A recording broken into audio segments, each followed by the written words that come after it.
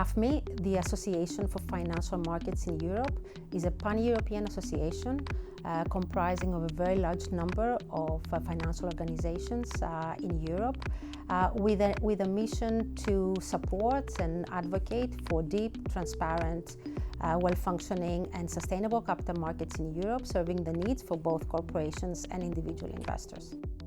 AFME prepares policy positions on various regulatory issues, provides evidence behind these policy positions, and then reaches out to stakeholders. We have 3 offices in London, Brussels and Frankfurt, designed to make sure that we are in contact not only with the business, but also that we are as close as possible to key policymakers and influencers on the ground. We have a sister organization operating in the US, representing very similar firms active in the United States and in North America. And we have another sister, AFME, based in Hong Kong with offices in Singapore.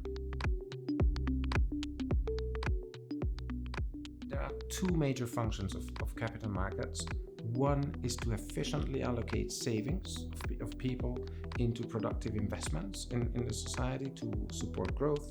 The other one is to allow households as well as businesses to manage their risk and to share their risks with other participants.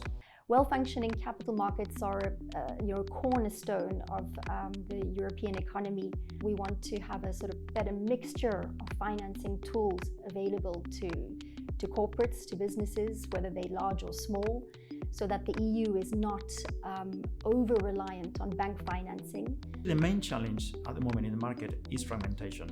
If we don't have a unified market in Europe, the risks are that we lose competitiveness versus other geographical areas in the world. AFME is one of the key and most influential voices in Europe's wholesale capital markets. It has gained the trust of regulators and policymakers over the work that the organization has produced over the years, which is based on fact-based evidence and analytical support of all the arguments that are being made, has built a trust and a great track record on that basis.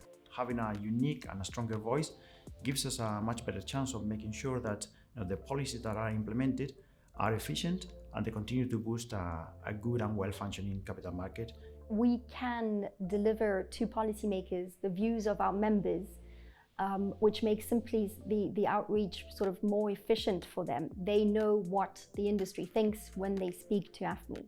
A body like AFME is very useful to express a view of the entire industry as a whole, which provides a lot of credibility, a lot of evidence, and a lot of proposals that is not coming from one or another bank or another institution, but from the industry as a whole. EU advocacy is about having a close relationship and direct contacts with the European institutions in Brussels, but also having very good contacts and understanding where, for example, the different member states' finance ministries are coming from, what their views are, what matters to them in a domestic context, and what they'll be advocating for in the council configurations. We're also working in parallel on the development of the UK's regulatory framework.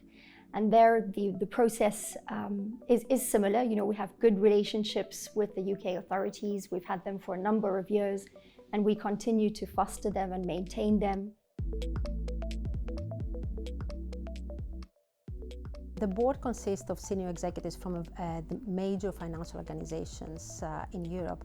My role as a chair is to ensure I have a very well-functioning board, that everybody feels empowered to express their views, and at the end of the day reach consensus about the key regulatory issues that we're facing as an industry. AFME works very close with its members, not only in terms of the engagement of the board per se, but the different committees and subcommittees that are working intensively in terms of understanding the policies and the recommendations that the regulators and the legislators are bringing on a constant basis.